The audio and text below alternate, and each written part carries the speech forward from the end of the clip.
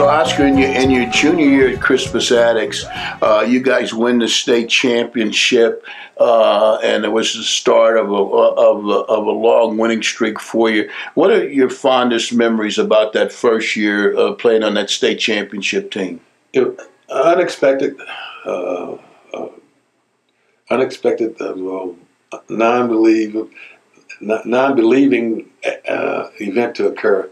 The guys, y'all knew them, you grew up with them, and we just played well together. I mean, it's just, it's almost like we were destined to win. Mm-hmm. I mean, we got into some tight games against Muncie Central, which had a powerhouse forever, and we beat them in the semifinals and went on to win the state against Gary Roosevelt, which was an all-black team. Yes. But it just seemed like it all worked. It all worked well. We played very well together.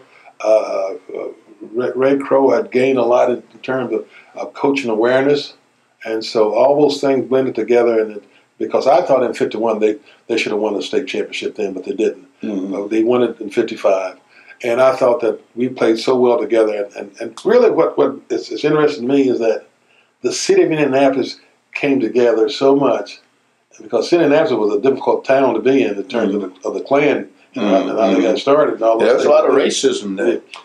But when we played, instead of calling us Crispus Attucks, they called us Indianapolis Attucks. Mm-hmm. And a lot of the white cheerleaders, when we got into the state championship, would come over and cheer for our team as well as our own cheerleaders. Mm-hmm. And the town just went crazy, man. And they went crazy. I mean, I must say this, that there are a lot of bad things that happen to you in life, but there's some good things. There's some great things that happen. And that was a great thing for us to see that how our little basketball team, little 10 or 12 little black kids from all over the South coming up to Indianapolis to play, helped change the city. Mm-hmm. Helped change the city, and the way they thought about us, because we were real gentlemen. We won. We didn't tear up anything. Because of Ray Crow, we didn't have any problems on our team. Between the principal and Ray Crow, the basketball coach, they instilled in each of the members of the team the importance of being model participants and good sportsmen. I think so. I think because they hired Ray Crow, who had gone to grew up in an all-white neighborhood and went to Indiana Central, they wanted someone who'd been around whites. And so Ray never got a technical foul. I mean, he didn't raise his voice to the referees or anything. I think they appreciated that. But then still he got the message across to us. But he would always say this, in those days, you went to a homeroom for attendance to see if you were in school. Mm-hmm. And he had all the basketball teams in his midday room, and he put all the grades on the wall. You think that's not if you got bad ones, that's embarrassing. Yes, and so therefore guys would fight to get grades, because he said if you don't pass, you're not going to play anyway. Mm-hmm. He said if you hear you smoking or drinking, you're not going to play. He said I don't have to see you. So he was he didn't seem to get mad, but you knew when he said something that he meant it also, which is great. And I think at that particular time, guys needed that. When you live in a ghetto, some parents have fathers. My mother and father got divorced when I was probably in my sophomore year. You need that. You need something, man, because when you grow up, start becoming a teenager in the ghetto, man, you think you're a man. You think you know everything, but you don't know everything, to be honest. And so Coach Crow was able to keep you guys focused and as my grandma would say, walking the straight and narrow. And also, Tom Sleep was there all the time, and had a guy named Lonzo Watford who was the athletic director. Russell Lane was a principal who all he talked about: go to class, get your books, do these things. And he had some great teachers. I remember a guy named John Sutherland who was a big man. They didn't take anything off of you. I had one professor in the class, when you say you don't know the answer, said, "You can't say that, sir, young man."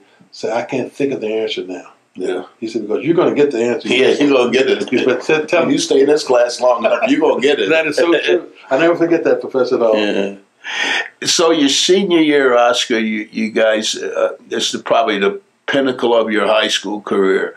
As a senior, your team goes undefeated, and you win the state championship. And it was the first time in the history of Indiana high school basketball that a team ever went through the entire season, won the state championship, and was undefeated. Kind of relive some of that with us. Well, when we started to practice that year, and I was the only starter left from the team, from the starting team that won in 1955. And Coach Crow said, well, he says, what are we going to do for guards? You know, he says, we need someone to play guard. I told him, I said, Coach, I can play guard. Which also I did in the park. I mean, see, people don't realize, George, that when you're in the park, you play everything. You don't just play one position. Positions in the park. No positions. So therefore, I told him I could play guard. So I went in the backcourt, and a young man named Albert Maxey came up from the reserve team, and one of the guys named Bill Brown, who played with me in the 7th and 8th grade, and maybe the freshman, got on the varsity as well. And we had my brother started for a long time at forward. Then a kid named Eric Sushi took his place, and a guy named Stanford Patton. He went on to play junior college ball in California. He was the greatest scorer in the history of junior college ball in California while he played out there. So we had a pretty good team. You know, we went on, we got together. You know, and there were no jealousies at all. You know, I mean, about the team, we just went out there. Great defense, man. We guarded them. I mean, you know, I'm sure a lot of those white kids said, man, these guys got too many hands, man. We were all over. I mean, we could press them. Everyone was a great athlete up and down the court. And if they missed, boom, the ball was down the floor so fast it was unbelievable. I don't guess they've seen that before. So, Oscar, you talk about the team being unselfish. So it's your senior year. You're playing Sacred Heart. And the players decide they're gonna feed the ball to you, or get the ball to Oscar. So they would pass up shots to get the ball to you, and you ended up scoring 62 points in that game. Tell us about that game. Well, it was. To this day, I wish they hadn't done it. I didn't really need that. I mean, you know, some things just don't bother players. Scoring didn't really bother me at all. There's a player from Washington High School named Jerry Lawless who scored 48 points.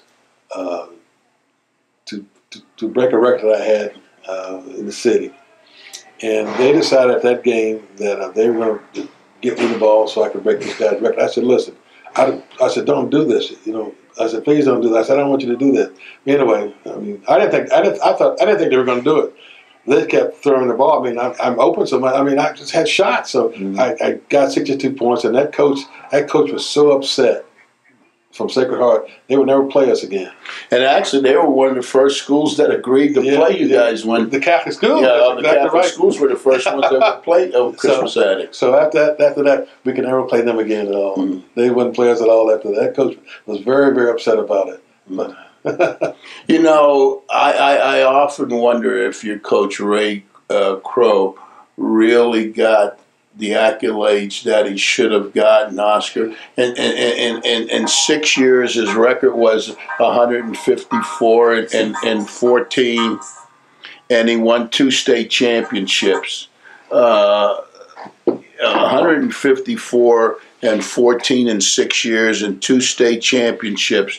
And I often wonder if he really got the accolades that he should have gotten. No. Particularly based on the times and circumstances. In 51, he should have been coach of the year when they got to the final. It's funny, it's ironic that you would bring that up at this point, because we decided at one time, after Ray Crow had finished his coaching, of course, that all the players got together, George, and gave him a trophy as coach of the decade, coach of the century, because he was overlooked for coach of the year. They just thought that we had so much talent that we could win in spite of everything. But that was racism. It was all it was. It was nothing but racism for them not to really honor him for doing this, to be the first team from Indianapolis to win in '55. Been the first all-black team to get to the finals in 51, to win in 55, and to go undefeated in 56. He was never, ever coach of the year. And without a home court. And I'm trying to be polite and not mention about the referees, because I know Coach Crow used to always tell the team, play so well and get so far ahead that the referees can't influence the game. He said at least get 10 points ahead, because then they can't bother you at all. He had always said that, and he was right. There's no doubt about it. But he was a good coach. Did a lot of great things for a lot of players. Helped the school. Was a model, for the white community, really, to look up to and say how well his players acted before the game and after the game as well. And I always will admire him for that. But no, he was never ever voted Coach of the Year. Never. And that's ironic. And some coaches would. Milan team, they won in '54. They made a movie. Made a movie, Hoosiers. They beat a team called Muncie Central, who had the best team in the state that year. But the movie was not about Milan playing Muncie. It was Milan playing Crispus Attucks. Yes, but that didn't happen. And it's almost it's what really I know Bobby Plump. Bobby Plump very well. I will never see the movie. Because, I think some things in movies should be honest. When you make a movie about Hoosiers, people think that it was a white-black thing. But it was not. They beat a team called Muncie Central. They had 2 black guys on the team, and they never should have beaten them.